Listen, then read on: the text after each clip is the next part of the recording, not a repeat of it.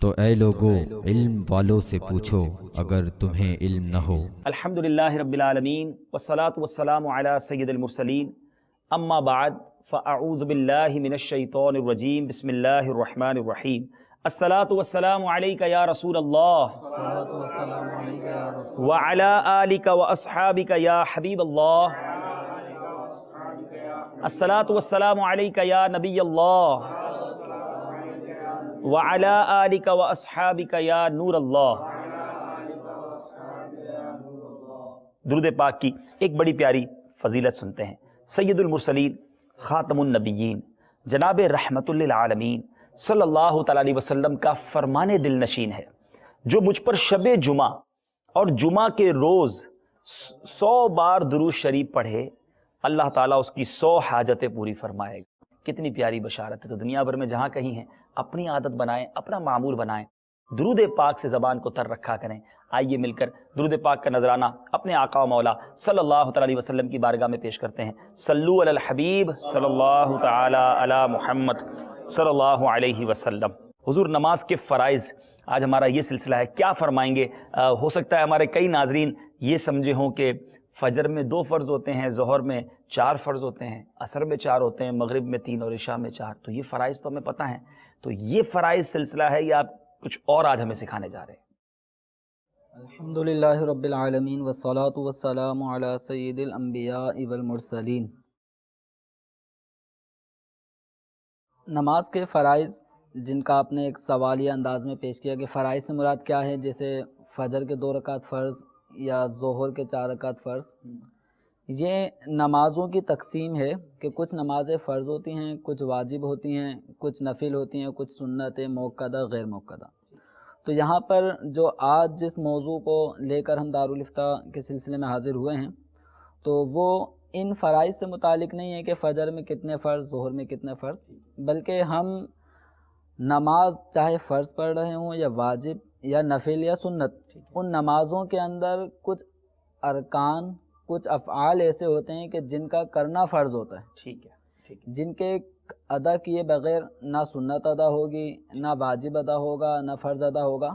تو اس وقت ہم ان بنیادی چیزوں کے بارے میں سیکھ رہے ہیں کہ جن کا نماز میں ہونا ایک نمازی کے لیے ان افعال کا بجا لانا یہ ضروری ہے، اور ان میں سے کوئی ایک شے بھی رہ گئی تو نماز نہیں ہوگی، اس کو نئے سرے سے بھی نماز کی ادائیگی کرنی ہوگی۔ یعنی کسی بھی صورت میں نماز کا کوئی فرض چھوٹ گیا تو نماز نہیں ہوگی۔ جی۔ ٹھیک ہے، اب نماز کے فرائض ہیں کتنے، یہ ارشاد فرما دیجیے۔ نماز کے اندر 7 فرائض ہیں۔ ٹھیک ہے۔ سب سے پہلا فرض ہے تکبیر تحریمہ، اور دوسرا فرض ہے قیام، تیسرا فرض قراءت، ٹھیک ہے، چوتھا فرض رکوع، 5واں فرض سجود، 6واں فرض قعدہ اخیرہ، اور 7واں فرض ہے خروج بسنعہ۔ ٹھیک ہے، خروج خارج ہونا، اور با، صاد، نون، عین اور ہا، تو اس لفظ کو پڑھیں گے بسنعہ، خروج بسنعہ۔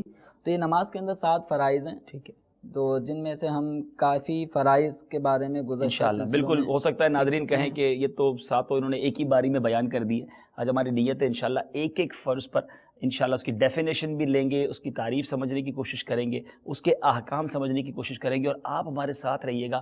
ہم مسلمان ہیں، نماز ہم پر فرض ہے، بلکہ سب سے پہلا فرض ہے، اور اس کے فرائض ہمیں زبانی یاد ہونی چاہیے۔ 7 فرائض آج یاد کرنے ہیں، میں ریپیٹ کرنے جا رہا ہوں، غور سے سن لیجئے، اس کے بعد نوٹ کر لیجئے، اور انشاءاللہ وہ کیا ہیں، اس کی تعریف کیا ہے، وہ انشاءاللہ ہم ضرور ہمارے دارالافتاء اہل سنت کے اسلامیہ سے پوچھیں گے۔ پہلا جو ہمیں فرض پتہ چلا وہ تکبیر تحریمہ، دوسرا قیام، پھر قراءت، پھر رکوع، پھر سجود، پھر قاعدہ آخیرہ، اور پھر خروج بسنعہ، یعنی جو ڈیفینیشن پوچھیں گے انشاءاللہ، جو سلام پھیرنا نماز سے ہم فارغ ہوتے ہیں، تفصیلات انشاءاللہ ہم لیں گے۔ امید ہے آپ نے نوٹ کر لیا ہوگا، ہم سلسلے کے دوران پھر بھی ریپیٹ کریں گے۔ حضور، پہلا فرض آپ نے ارشاد فرمایا تکبیر تحریمہ، اور مجھے یاد پڑتا ہے کہ ہم نے جب نماز کے شرائط آپ سے پوچھے تھے اور آپ نے ہمیں سمجھایا بھی تھا، ریپیٹ بھی بڑے اچھے انداز میں کیا تھا، تو اس میں آخری شرط بھی تکبیر تحریمہ، تو یعنی نماز کی 6ٹھی شرط، 6 شرطیں تھیں، تو 6ٹھی شرط تکبیر تحریمہ، اور پہلا فرض بھی تکبیر تحریمہ، اس کی کیا وجہ ہے؟ دیکھیں کچھ چیزیں ایسی ہیں کہ جن کا نماز سے مقدم ہونا ضروری ہے، نماز سے پہلے ہونا. پہلے ہونا. ٹھیک ہے. تو جو چیزیں نماز سے پہلے ہونا ضروری ہوتی ہیں ان کو شرائط کہتے ہیں. ٹھیک ہے. اور جو چیزیں نماز کے اندر ہونا ضروری ہیں ان کو نماز کے فرائض کہتے ہیں. تو تکبیر تحریمہ کا معاملہ ایسا ہے کہ یہ جب تک ادا نہ کی جائے تو نماز شروع نہیں ہوتی. ٹھیک ہے.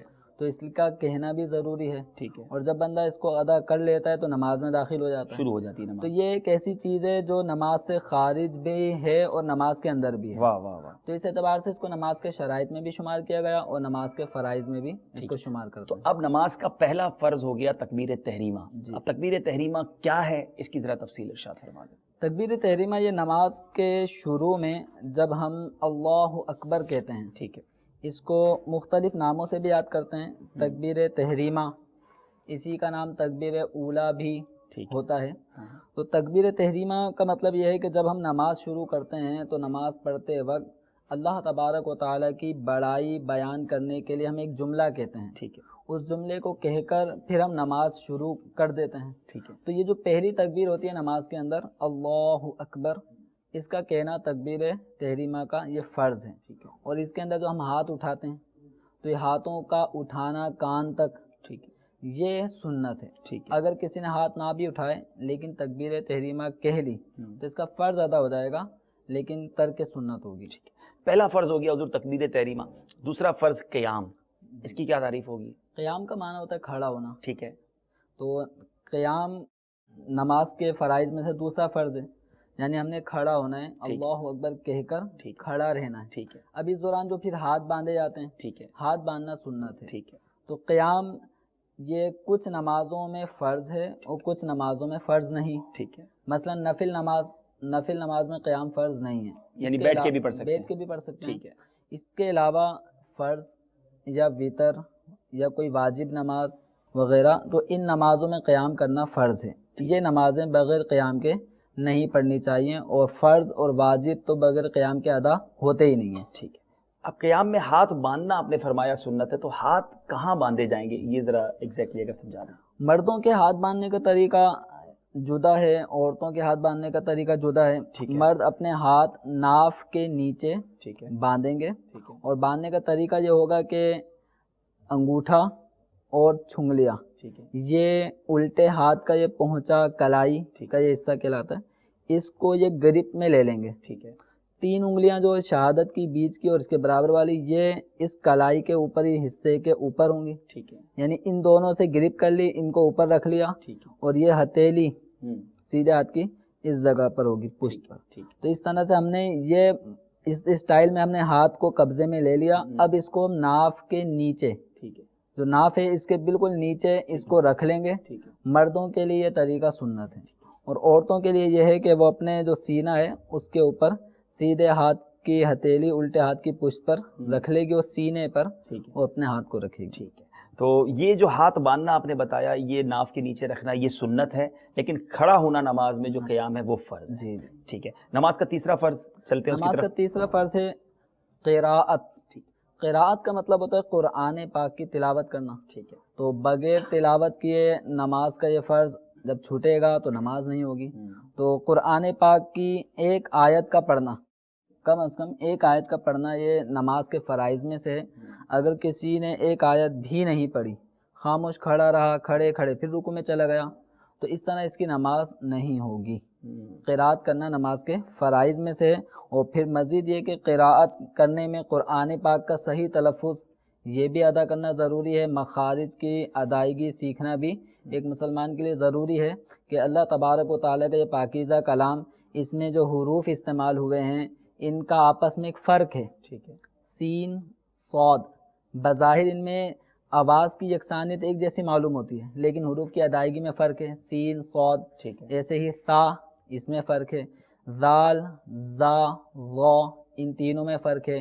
قاف اور کاف میں فرق ہے. حمزہ اور عین میں فرق ہے.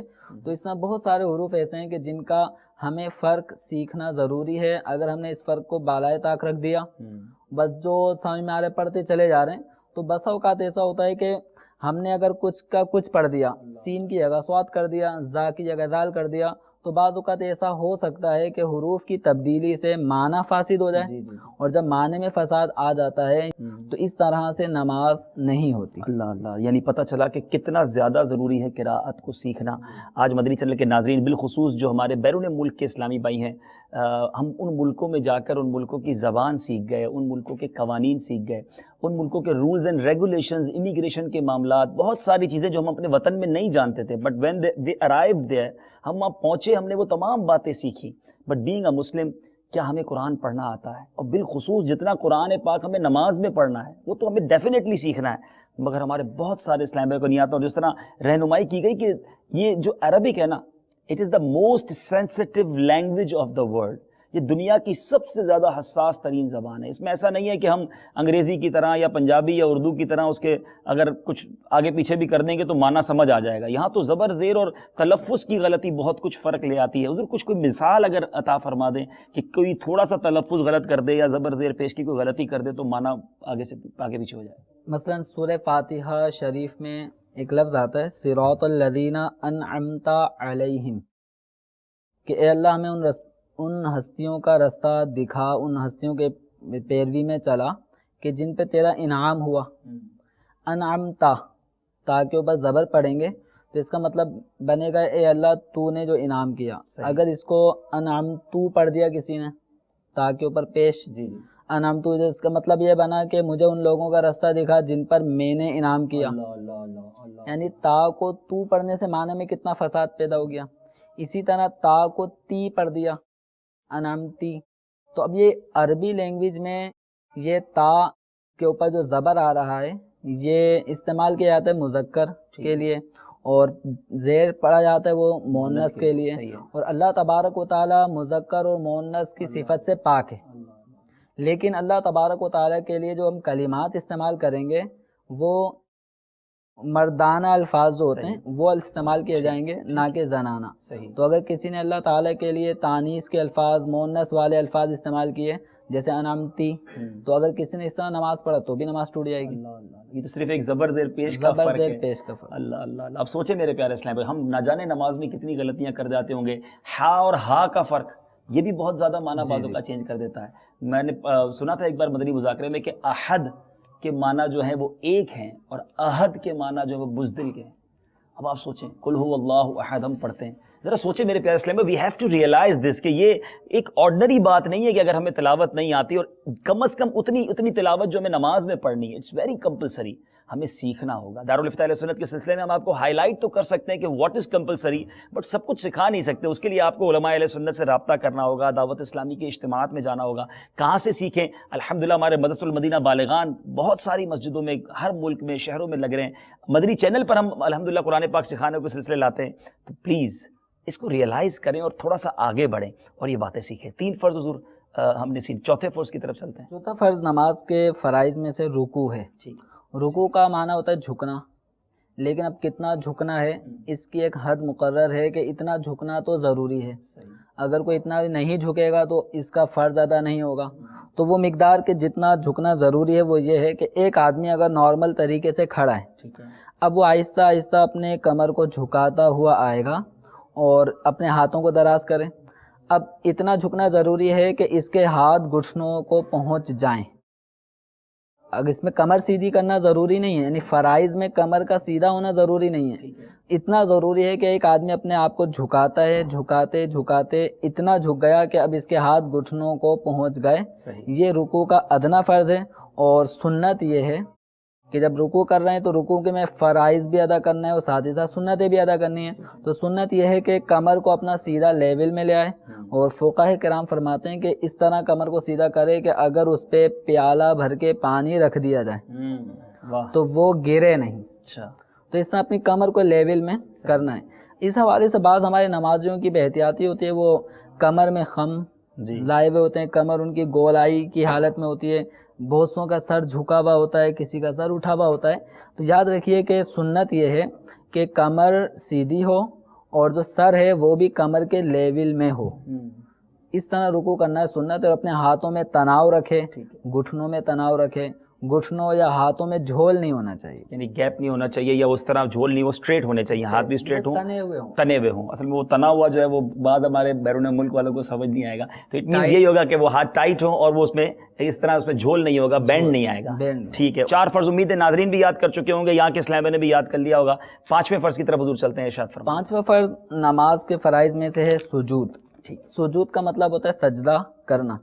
سجدے کے اندر اصل یہ ہے کہ پیشانی زمین پر لگ جائے. ٹھیک ہے, سجدے میں پیشانی کا زمین پر جمنا یہ ضروری ہے.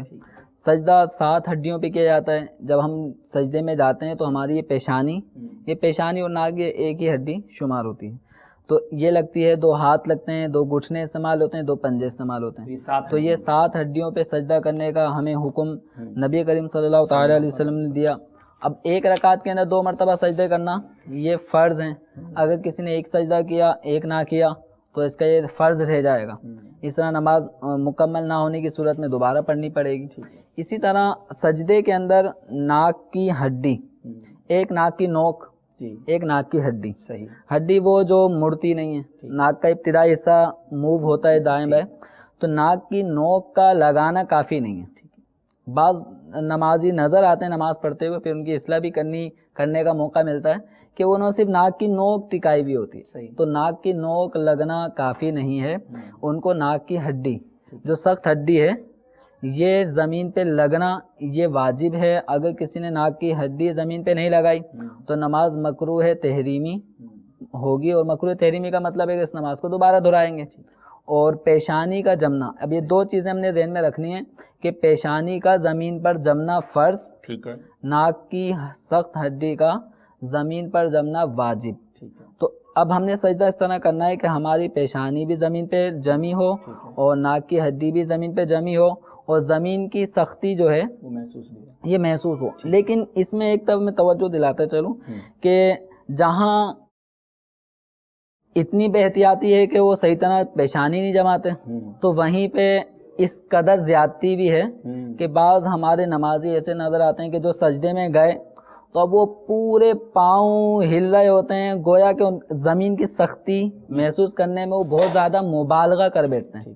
وہ یہ کہ ہل رہے ہوتے ہیں, ایسا لگتا ہے کہ بس زمین میں فل زور دیے ہوئے ہیں. صحیح. تو یہ مبالغہ نہیں کیا جائے. ٹھیک. اس میں آپ کے کھال چھلنے کا اندیشہ ہے. اس میں طریقہ یہ ہے جو معتدل انداز ہے کہ آپ سجدے میں جائیں گے, آپ سجدے میں جانے کے بعد اپنے آپ کو نارمل چھوڑ دیں. ٹھیک ہے. اگر آپ زمین پہ نماز پڑھ رہے ہیں تو چونکہ زمین دبتی نہیں ہے, ٹھیک ہے, تو زمین کی سختی خود بخود ہمیں محسوس ہو جائے گی. صحیح ہے. آپ اپنے آپ کو لیکن نوک نہ لگائیں, کم از کم اس کو دبا لیں, ہڈی تک پہنچ جائے. ٹھیک تو ہے. اس طرح یہ آپ کا ادا ہو جائے گا. البتہ اگر ہم کسی کارپیٹ پہ نماز پڑھ رہے ہیں, اس کارپیٹ پہ بھی اتفاق سے نیچے فوم بچھا ہوا ہے, ٹھیک ہے, تو اب اس میں چونکہ ہم نے محسوس کیا ہے کہ جب بھی اس پہ ہم دبائیں گے, پریس کریں گے تو نیچے دبتا ہے. ٹھیک ہے. تو ایسی صورت میں اب ہمیں تھوڑا سا اب اپنے آپ کو سجدے میں جو نارمل زمین پہ سجدہ کرنے کی صورت میں اگر ہم ڈھیلا چھوڑ دیتے ہیں تو سختی محسوس ہو جاتی تھی. لیکن کارپیٹ پہ نماز پڑھ رہے ہوں گے, اس پہ نیچے فوم بھی بچھا ہوگا, تو اب ہمیں تھوڑی سی محنت یہ کرنی پڑے گی کہ اب اپنے سر کو اور جمانے کی کوشش کریں گے اتنا کہ اب زمین کی سختی ہمیں محسوس ہونے لگے, اب نہ دبے. ٹھیک ہے. تو یہ بڑی زبردست آپ نے رہنمائی فرما دی, اور پیشانی کی ہڈی اور ناک کی جو ہڈی ہے وہ اچھی طرح دبانی ہے. اچھا, اب یہ تو آپ نے فرض اور واجب بتا دیا, پیروں کا کیا حال ہوگا, پنجے کس طرح رکھے جائیں گے, اس کی انگلیوں کا بھی کوئی حکم ہے؟ پاؤں کے جو پنجے ہوتے ہیں باقاعدہ مڑ جاتے ہیں. ٹھیک ہے. اور سنت یہ ہے کہ ہر پاؤں کی 5 انگلیاں مڑ کر ان کا رخ قبلے کی جانب ہو جائے. ماشاءاللہ. یہ گویا 10 انگلیوں کا رخ قبلے کی جانب ہونا سجدے میں پاؤں کی, یہ سنت. اور ہر پاؤں کی 3 انگلیوں کا اس طرح پیٹ مڑ جائے, یہ واجب. طالب علم یہاں کر کے تھوڑا سا اگر ہمارے ناظرین کو دکھا دیں, یہ بیان بھی ہو رہا ہے, آپ اپنی اگر انگلیاں موڑ کے سجدہ کریں تاکہ ہمارے کیمرہ مین کوشش کرتے ہیں آپ کو ناظرین کو دکھا بھی دیں کہ کس طرح پیر انگلیاں موڑ کر کرنا ہے. جی آپ بیان جاری رکھیں. تو سجدے کے اندر 10 انگلیاں یعنی دونوں پاؤں کی 5 انگلیوں کا پیٹ زمین پہ لگا ہو اور پاؤں اس انداز میں موڑیں کہ ان انگلیوں کا رخ جو ہے وہ ہو جائے قبلے کی جانب. ٹھیک ہے. تو یہ سنت ہے. اور ہر پاؤں کی 3 انگلیوں کا, اب 5 میں سے کوئی سی بھی 3 انگلیاں, ہر پاؤں کی 5 انگلیوں میں سے کوئی سی بھی 3 انگلیوں کا پیٹ اگر زمین پہ لگا ہے اور ان کا رخ قبلے کی جانب ہے تو اس طرح واجب ادا ہو جاتا ہے. ٹھیک ہے. اور 10 انگلیوں میں سے ایک انگلی کا پیٹ لگنا فرض ہے. ٹھیک ہے, 10 انگلیوں میں سے ایک ایک انگلی کم کا از کم پیٹ- لگنا فرض ہے. ایک کا لگنا ایک بھی نہیں فرض. لگا تو حضرت, ایک بھی نہیں لگا تو سجدہ ادا نہیں ہوا. یعنی کم از کم دونوں انگلیوں, دونوں پنجوں کی ایک ایک انگلی مڑ کر قبلہ رخ ہو جائے, یہ فرض. 10 میں سے ایک, اچھا 10 میں سے ایک, اور کسی پھر بھی پاؤں کی ایک انگلی کو اس نے وہ لگا یہ دیا. فرض ہے. انگلی کا ایک ہے یہ کنارہ. ٹھیک ہے, جب ہم پاؤں ایسے کرتے ہیں تو یہ پاؤں کے کنارے ہوتے ہیں جو ناخن کے قریب ہوتے ہیں پاؤں ٹھیک کے. ہے, ٹھیک یہ کنارے نہیں لگنا, بلکہ جو نچلا حصہ ہے جو نارمل ہم کھڑے ہوتے ہیں جی جی تو کھڑے ہونے کی صورت میں پاؤں کے تلوے جی پھر انگلیوں کے بھی ایک نیچے کی جی. پیٹ کہلاتا ہے وہ. ٹھیک ہے, تو وہ جس طرح کھڑے ہونے کی حالت میں جمتا ہے تو سجدے کی حالت میں بھی کم از کم ایک انگلی کا وہ پیٹ زمین پہ لگا ہو. ٹھیک ہے, ہر پاؤں کی 3 انگلیوں کے پیٹ لگے ہوں, یہ واجب. یہ واجب ہے. اور ایک دسوں کا کے 10 لگنا ہو جائیں. فرض اور 10 کے 10 کا مڑ کر قبلہ رخ ہونا یہ سنت. امید ہے کہ ناظرین دیکھ رہے ہوں گے, ہمارے اسلامی بھائی آپ کے لیے کوشش کر رہے ہیں کہ وہ اپنی انگلیاں موڑ کر دکھا رہے ہیں. اور جی, تو یہ اس طرح اگر 10 انگلیاں مڑ کر قبلہ رو ہو جائیں تو یہ سنت ہے. تو تھوڑا پریکٹس کرنی پڑے گی, لیکن یہ پاسبل ہے. لیکن بعض اوقات تو جیسے آپ نے بتایا کہ ایک انگلی فرض ہے, تو وہ بعض اوقات تو پیر ہی اٹھے ہوئے ہوتے ہیں لوگوں کے, ایک بھی انگلی نہیں لگی ہوئی ہوتی. تو اس طرح یہ سجدے کا فرض ادا نہیں ہوتا. سجدے کا فرض ادا نہیں ہوگا, لیکن سجدہ تو ٹھیک ہونا, ساتھ ہڈیوں پر بھی ہو, پیشانی بھی جمی ہوئی ہو, اور پھر ساتھ ساتھ اس طرح انگلیاں جو وہ مڑ کر قبلہ رو ہو جائیں تو اس کی برکتیں حاصل ہوں گی. نماز کے ابھی تک ہم نے 5 فرائض ہم نے یاد کر لیے ہیں. امید ہے آپ بھی نوٹ کرتے جا رہے ہوں گے. چھٹے فرض کی طرف چلتے ہیں. جی حضور ارشاد. نماز کا جو چھٹا فرض ہے وہ ہے قعدہ اخیرہ. قعدہ اخیرہ, قعدہ کا مطلب ہوتا ہے بیٹھنا اور اخیرہ کا مطلب ہوتا ہے لاسٹ, آخری. تو ایک قعدہ ہوتا ہے قعدہ اولا, یہ ہم یہ بھی سنتے ہیں قعدہ اولا قعدہ اخیرہ. یہ ذرا وضاحت بھی کر دیں, اولا کیا ہے اور اخیرہ کیا اولا فرسٹ, ٹھیک ہے, پہلا. ٹھیک ہے, تو پہلی مرتبہ جب ہم بیٹھتے ہیں وہ بیٹھنا مراد اس میں ہماری یہ ہوتی ہے جب 4 رکعت والی نماز پڑھ رہے ہیں یا 3 رکعت والی ہم نماز پڑھ رہے ہیں تو پہلی 2 رکعت ادا کرنے کے بعد یعنی دوسری رکعت کے 2 سجدے کرنے کے بعد جب ہم بیٹھ جاتے ہیں ٹھیک ہے, تو اس بیٹھنے کو کہتے ہیں قعدہ اولا. ٹھیک ہے. اگر ہم مغرب پڑھ رہے ہیں یا وطر پڑھ رہے ہیں تو اب جو تیسری رکعت میں ہم بیٹھتے ہیں اس کا نام ہے قعدہ اخیرہ. ٹھیک ہے. 4 رکعت والی نماز پڑھ رہے ہیں تو چوتھی رکعت میں جو بیٹھتے ہیں اس کا نام ہے قعدہ اخیرہ. جو لاسٹ قاعدہ ہے سلام پھیرنے سے پہلے وہ قاعدہ اخیرہ ہے اور وہ فرض ہے. جی, اب فجر کے 2 پڑھ رہے ہیں تو اس میں وہ 2 کا قاعدہ اولا نہیں ہے, ٹھیک ہے, آخر وہی آخر. بس قعدہ اخیرہ کی پہچان یہ ہے کہ جس قعدے کے بعد اب ہم نے نماز سے فراغت پانی ہے وہ قعدہ اخیرہ کہلاتا ہے. تو قعدہ اخیرہ میں ایک چیز ہے واجب اور ایک ہے فرض. ٹھیک ہے.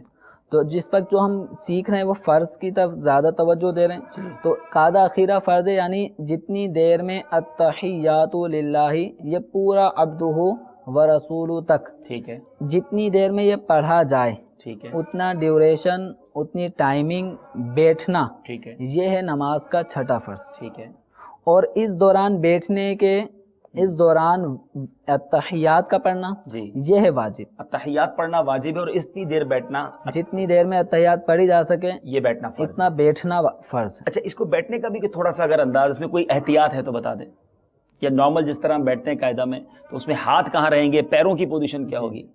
تو التحیات کے لیے جب ہم بیٹھیں گے تو اس میں الٹا پاؤں بچھا کر, ٹھیک ہے, الٹے پاؤں پہ بیٹھیں گے. ٹھیک ہے, سیدھا پاؤں ہمارا کھڑا ہوگا اور سیدھے پاؤں کی 5 انگلیاں ان کا رخ بھی قبلے کی جانب ہوگا. ٹھیک ہے, یعنی سیدھا پاؤں باقاعدہ کھڑا ہو, انگلیاں موڑ کر سیدھے پاؤں کو ہم اسٹینڈ رکھیں گے, ٹھیک ہے, الٹے پاؤں کو بچھا دیں گے, اس پہ بیٹھ جائیں گے. ٹھیک ہے, یہ تو ہے ہمارے پاؤں کا طریقہ. ٹھیک ہے. اور جب ہم التحیات کے لیے اپنے ہاتھ کی انگلیاں کہاں رکھیں گے, جی تو بہت سے نمازی ہمارے رانوں پہ اتنے ایسے ہی رکھ لیتے ہیں, جی جی, اور ابھی گھٹنوں کا کافی حصہ باہر ہوتا ہے. ٹھیک ہے, ایسا نہیں کرنا, بلکہ اپنی انگلیوں کے جو کنارے ہیں یہ گھٹنے کے کنارے پر رکھیں گے. ٹھیک ہے. ایسا نہ ہو کہ ہمارے ہاتھ اتنے آگے چلے جائیں کہ انگلیاں جو ہیں وہ نیچے کی جانب ہو جائیں. ٹھیک ہے, یہ نارمل انداز میں آپ ہاتھ رکھیں اور ہمارے ناظرین کو دکھا بھی دیں کہ پیچھے بھی نہیں ہوں گے اور گھٹنوں سے آگے بھی نہیں ہوں گے, بلکہ جس طرح ایک نارمل وے میں ہاتھ رکھے جاتے ہیں اس طرح ہاتھ رکھیں گے.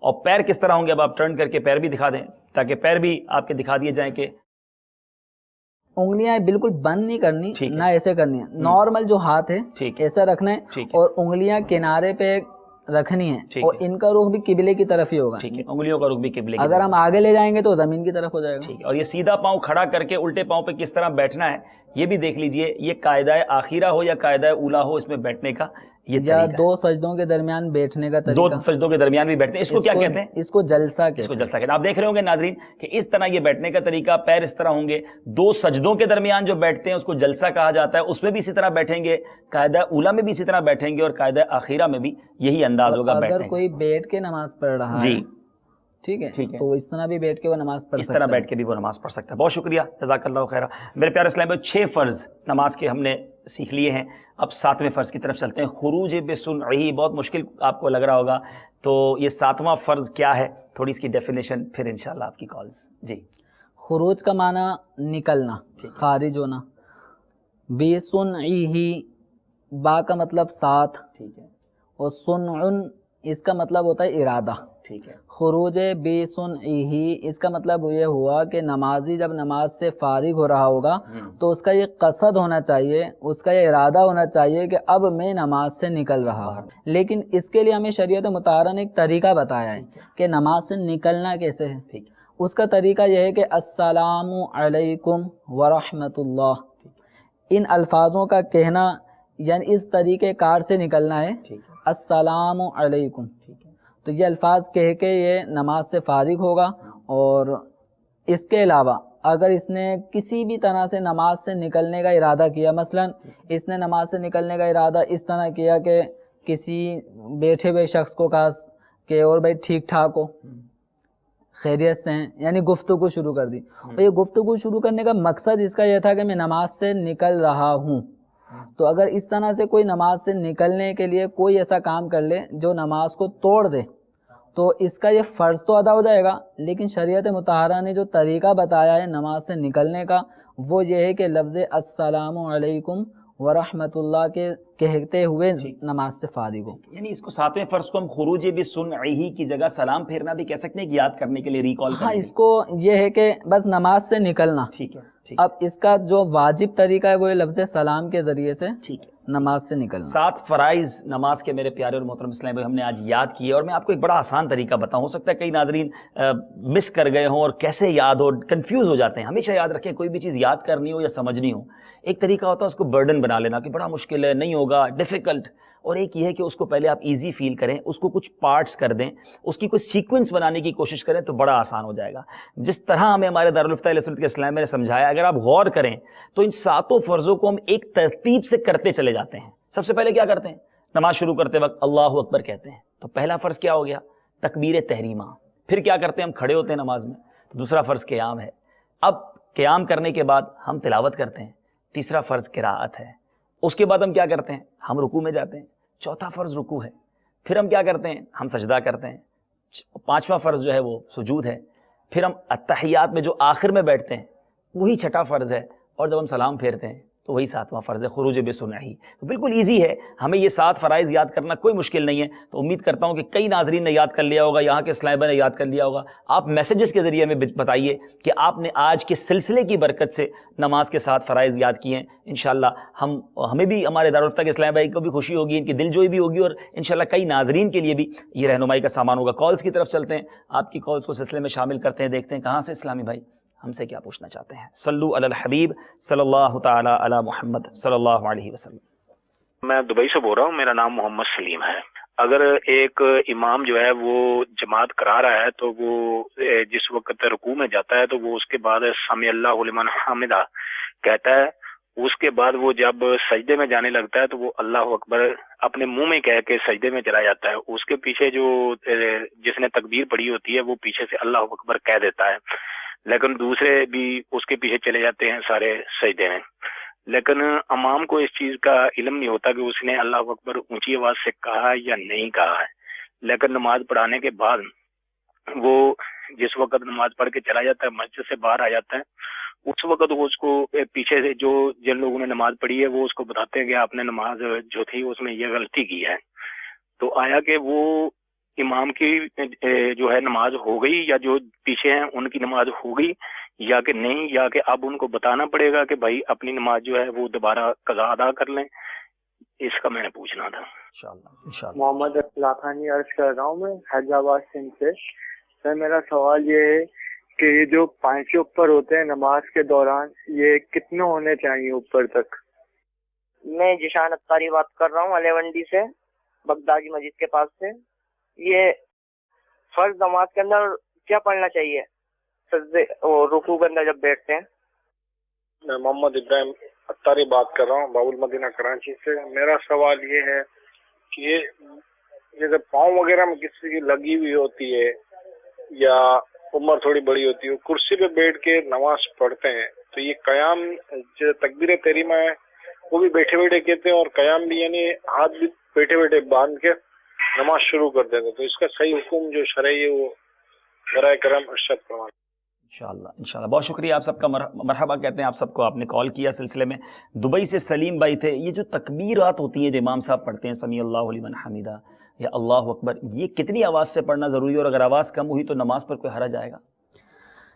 ابھی سلیم بھائی کے جواب سے پہلے میں خروج بسنی کے حوالے سے مزید تھوڑی سی وضاحت کرنا چاہوں گا کہ خروج بسنی جو فرض ہے اس کا، جیسے کہ عرض کیا کہ کوئی ایسا کام کہ جو نماز سے کے منافی ہو، جس سے نماز چھوٹ جاتی ہے، نمازی نماز سے نکلنے کے لیے کوئی ایسا کام کرے، یہ ہے فرض۔ لیکن شریعت نے ہمیں بتایا ہے کہ السلام علیکم ورحمۃ اللہ کہہ کر نماز سے نکلیں۔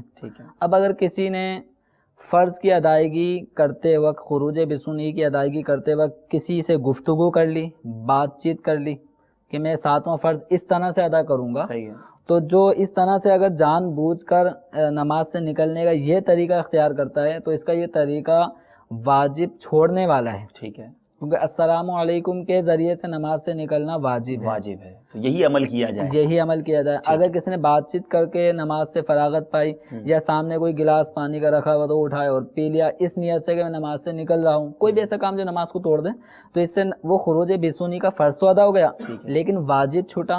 اس واجب چھٹنے کی وجہ سے اس کو نماز دوبارہ سے پڑھنی ہوگی، اور اگر بلا قصد پانی پی لیا، کسی سے گفتگو کر لی اور نیت نماز سے نکلنے کی نہیں تھی، ٹھیک ہے، تو اس کی نماز ٹوٹ گئی، ٹھیک ہے، یا نماز ہی مطلب اب اس کو دوبارہ سے نماز پڑھنی پڑے گی۔ اب سلیم بھائی کا سوال، سلیم بھائی کا سوال یہ ہے کہ امام صاحب جو وہ جب سجدے میں جا رہے ہیں تو اس وقت انہوں نے تکبیر آہستہ کہہ لی۔ اب ممکن ہے بعض اماموں کی عادت ہوتی ہے کہ بہت تکبیرات کو آہستہ سے آواز میں کہتے ہوئے چلے جاتے ہیں، تو پیچھے مقتدیوں نے نہیں سنا، اب کسی مقتدی نے پیچھے سے مکبر کی حیثیت سے تکبیر کہہ کے وہ رکوع میں چلا گیا، پیچھے اس کے بھی مقتدی رکوع میں چلے گئے یا سجدے میں چلے گئے، تو اس طرح نماز ہو جاتی ہے۔ تکبیرات انتقالیہ اس کو کہتے ہیں، یعنی کھڑے تھے تو اب رکوع میں جا رہے ہیں تو اس موقع پہ تکبیر کہتے ہیں، اس کو تکبیر انتقالیہ۔ سجدے میں جاتے وقت جو تکبیر ہوتی ہے اس کو تکبیرات انتقالیہ۔ تو تکبیرات انتقالیہ کا کہنا سنت ہے، ٹھیک ہے، تکبیر تحریمہ کا کہنا فرض، ٹھیک ہے۔ تو یہ اگر ہمارے ناظرین سامعین یہ فرق اپنے ذہن میں رکھ لیں تو شاید یہ جو سوال سلیم بھائی کے ذہن میں پیدا ہوا کہ وہ رکوع سجدے میں جانے کی تکبیر تو انہوں نے نہیں کی، یا کہیں تو آواز سے نہیں کی، نمازیوں نے پکڑ لیا کہ نماز ہوئی نہیں ہوئی، تو وہ یہ ذہن میں رکھ لیں کہ تکبیرات انتقالیہ یہ ہے سنت، ٹھیک ہے۔ اگر سنت کوئی نماز میں چھوڑ دیتا ہے تو نماز ہو جاتی ہے، ٹھیک ہے۔ تو امام صاحب کے لیے تکبیر کہنا بھی سنت ہے اور مزید یہ بھی سنت ہے کہ وہ بلند آواز سے کہیں، کیونکہ وہ پوری ایک صفوں کو اپنے پیچھے پیچھے لے کے چل رہے ہوتے ہیں، تو تکبیرات انتقالیہ بلند آواز سے کہیں تاکہ نمازی ان کی اتباع کریں، ٹھیک ہے، ان کو پتہ چل جائے کہ رکوع میں چلے گئے امام صاحب۔ تو اگر امام صاحب بالفرض تکبیر بلند آواز سے کہنا بھول گئے تو مقتدین ان کو دیکھ کر وہ بھی رکوع یا سجود میں چلے گئے تو نماز ہو جائے گی۔ تو امید ہے سلیم بھائی کلیئر ہو گیا ہوگا، اور نماز کے بعد پھر اس طرح امام صاحب کو جا کے نہ گھیرا جائے اور بات کی جائے، پہلے ہمیں علم ہونا چاہیے۔ بعض اوقات چھوٹی چھوٹی باتیں امام صاحبان کو پتہ ہوتی ہیں، جو علماء ہوتے ہیں ان کو پتہ ہوتا ہے کہ یہاں یہ اجازت موجود ہے، لیکن نمازی وہ اپنی عقل سے بعض اوقات جو وہ نمازی ان کا انداز ٹھیک نہیں ہوتا، تو ہمیں واقعی خود بھی تو علم ہونا چاہیے نا، کسی سے آرگیومنٹ کرنے سے پہلے ہمیں کچھ نالج ہونی چاہیے۔ بعض اوقات جو انشاءاللہ موقع ملا تو سوال کریں گے کہ جو لقمہ دیا جاتا ہے، کہاں ہم نے امام صاحب اگر دوسری رکعت میں بیٹھ گئے یا نہیں بیٹھ سکے، کھڑے ہو گئے تیسری رکعت کے لیے، تو اب ساری مسجد اگر لقمہ دے گی تو کیا حکم ہوگا؟ لقمہ دیا کس طرح جاتا ہے؟ اب لقمہ کیا ہے، شاید یہ بھی آپ کے ذہن میں سوال پیدا ہو رہا ہوگا۔ یعنی اگر امام صاحب دوسری رکعت میں نہیں بیٹھے، کھڑے ہو گئے اور سبھی لوگ اللہ اکبر کہہ رہے ہوتے ہیں، تو یہاں بھی کچھ ٹپیکلٹیز ہیں، اس کو بھی سمجھنا بہت ضروری ہے۔ تو یہاں بھی بعض اوقات لقمہ دینے والے کی نماز چلی جاتی ہے۔ چلیں اب موضوع میں نے چھیڑ ہی دیا ہے تو ذرا سوال کر ہی لیتا ہوں آپ سے کہ امام صاحب دوسری رکعت میں نہیں بیٹھے اور بھول جاتا انسان ہے، 4 رکعت والی نماز تھی اور تیسری رکعت کے لیے کھڑے ہو گئے، تو اب مقتدیوں کو کیا کرنا چاہیے؟ لیکن اس کی مختلف صورتیں ہیں. ٹھیک ہے. ابھی امام دوسری رکعت میں 2 سجدے کر چکا ہے. ٹھیک ہے. اب اس کا تکبیر کہنے کا انداز ہی بتا رہا ہوتا ہے کہ وہ تیسری رکعت میں جا رہا ہے. کھڑا ہو گیا. کیونکہ نماز پڑھنے والے کو پتہ ہوتا ہے کہ امام جب تکبیر چھوٹی مختصر آواز میں کہتا ہے تو اس کا مطلب بیٹھ کہہ دیا تو بیٹھے گا. اللہ تو اس کا مطلب یہ کہ اب وہ کھڑا ہوگا. ٹھیک ہے. تو جیسے ہی آپ کو لگے کہ امام صاحب تیسری رکعت میں ہمیں لے جانا چاہتے ہیں ٹھیک ہے. تو فوراً بروقت ان کو روکیں, اللہ اکبر کہہ کے توجہ دلا کے بٹھا دیں. کیا کہیں گے توجہ دلانے کے لیے؟ یہ نہیں کہیں گے رک بیٹھ جائیں, بیٹھ جائیں, یہ تو نہیں کہیں گے. یہ نہیں کہیں گے, یہ کہیں گے اللہ اکبر. ٹھیک ہے. یا سبحان اللہ. امام کو بس اشارہ مل جائے وہ سمجھ جاتا ہے کہ مسٹیک ہونے والی. ٹھیک ہے. ٹھیک ہے. اگر امام یعنی یہ اس وقت لقمہ دیں گے جب امام تیسری رکعت کے لیے کھڑا ہونے لگا ہے. ٹھیک ہے. فوراً ابھی کھڑا ہوا نہیں ہوا. ٹھیک ہے. فوراً لقمہ دے دیں. اسی طرح مزید یہ کہ اگر امام تیسری رکعت کے لیے کھڑا ہو رہا ہے ٹھیک ہے, لیکن ابھی اس کا نچلا حصہ ٹھیک ہے, وہ ابھی خم ہے یعنی گھٹنوں میں خم ہے ٹھیک ہے, اور آہستہ آہستہ کھڑے ہونے کی پوزیشن میں آ رہا ہے, کمر ابھی سیدھی نہیں ہوئی, ٹھیک ہے, تو اس وقت بھی لقمہ دینے کا حکم ہے. ٹھیک ہے, لقمہ دے کے امام صاحب کو بٹھا دیں. ٹھیک ہے. اور اگر امام صاحب تیسری رکعت کے لیے پورے اسٹینڈ ہو چکے ہیں, کھڑے ہو چکے ہیں, کمر بھی سیدھی ہو گئی, ٹھیک ہے, تو اب امام صاحب کو بٹھانے کی غلطی کوئی نہ کرے. ٹھیک ہے. اب بٹھائیں گے تو کیا ہوگا؟ اب اگر جس آدمی نے بھی لقمہ دیا تو وہ تو ہو گیا خارج نماز, اس کی نماز ہی ٹوٹ گئی. کیوں؟ اس کے لیے کہ لقمہ دینا یہ ایک ضرورت کے تحت ایک اجازت دی گئی. لقمہ دراصل ایک کلام ہے. ٹھیک ہے. ہم امام کو اس کی غلطی میں متنبع کر رہے ہوتے ہیں کہ آپ دوسری رکعت میں بیٹھنا ہے, لیکن شریعت مطہرہ نے گفتگو کے بجائے ہمیں کچھ کلمات بتا دیے ذکر و اذکار والے, ان کلمات کو کہنا ہے. تو لقمہ دراصل ہے کلام, ٹھیک ہے, لیکن ضرورتاً اس کی اجازت ہے. ٹھیک ہے. تو ضرورت یہ ہے کہ ہم اب امام پہ سجدہ سہو لازم نہ ہونے دیں, ٹھیک ہے, فوراً لقمہ دے دیں. ٹھیک ہے. تو سجدہ سہو بھی لازم نہیں ہوا. اب جب امام تیسری رکعت کے لیے کھڑا ہو چکا ہوتا ہے تو اس پہ سجدہ سہو تو لازم ہو ہی چکا, ٹھیک ہے, جس سے بچانے کے لیے ہمیں لقمہ دینے کی اجازت تھی. ٹھیک ہے. وہ موقع ہی ہم نے چھوڑ دیا, گنوا دیا. اب سجدہ سہو تو لازم ہو ہی گیا. اب ہمارے لقمہ دے کر بٹھانے سے وہ سجدہ سہو کا واجب تو ساقط ہوگا نہیں. صحیح. تو اب امام کو گویا لقمہ دے کے بٹھانا یہ بلا وجہ ہوا, ٹھیک ہے, کوئی مقصد ہی نہیں تھا, اور اس طرح بے مقصد کلام کرنے کی وجہ سے نماز ٹوٹ گئی. آپ سوچیں کہاں لقمہ دینا ہے, کہاں نہیں دینا, یہ سب چیزیں سیکھنے والی ہیں. بہرحال انشاءاللہ سلسلے دیکھتے رہیں گے, مدنی چینل کے مدنی قافلوں میں سفر کرتے رہیں گے, علماء اہل سنت سے رابطے میں رہیں گے تو سیکھتے چلے جائیں گے. دوسرا سوال حضور تھا, لاکھانی بھائی تھے حیدرآباد سے, پانچے نماز میں اوپر کرتے ہیں, کتنے اوپر کرنے چاہیے؟ نماز میں پائچے اوپر ٹخنے ظاہر ہونے چاہیے. ٹھیک ہے. ٹھیک, اتنا یہ نماز کے اندر یا نماز کے باہر بھی ٹخنوں کا ظاہر ہونا یہ مسنون ہے, سنت ہے. ٹھیک ہے. اب نماز میں ٹخنے ظاہر کرنے کا اگر یہ طریقہ اختیار کیا کہ پینٹ کے نیچے سے پائچے فولڈ کرتے کرتے پھر ہم نے ٹخنے ظاہر کر دیے, یا شلوار لمبی تھی تو نیفے کی طرف سے خوب اس کو اوپر کر کے ہم نے شلوار کو فولڈ کر لیا اور اوپر کر لیا, تو اس طرح سے نماز میں کپڑا موڑنا یہ ہے کراہت تحریمی کا باعث. ٹھیک ہے. تو اس طرح سے ہم اپنے ٹخنوں کو ظاہر نہیں کریں گے کپڑے کو فولڈ کر کے. یہ مکروہ تحریمی ہو جائے گا. کپڑے کو فولڈ کرنا نماز میں مکروہ تحریمی. ٹھیک ہے. ٹخنے کا ظاہر کرنا سنت. ٹھیک ہے. ٹھیک ہے. تو اب ہم ایک نمازی ہے, اس نمازی کی اگر شلوار لمبی ہے تو اولاً ہم یہ کہیں گے کہ آپ جس قدر اس کو اوپر کر سکتے ہیں اوپر کریں. ٹھیک ہے. اگر اوپر کرنے سے ٹخنے ظاہر ہو جاتے ہیں ٹھیک ہے, ٹھیک ہے, سنت کے مطابق ٹخنا بھی ظاہر ہو گیا اور کوئی کراہت بھی لازم نہیں آئی. اگر یہ طریقہ اختیار کیا کہ اس نے اپنے پائچے فولڈ کرنا شروع کر دیا, شلوار کو فولڈ کرنا شروع کر دیا, تو اب نماز کے اندر کپڑے کو فولڈ کرنا یہ مکروہ تحریمی ہے.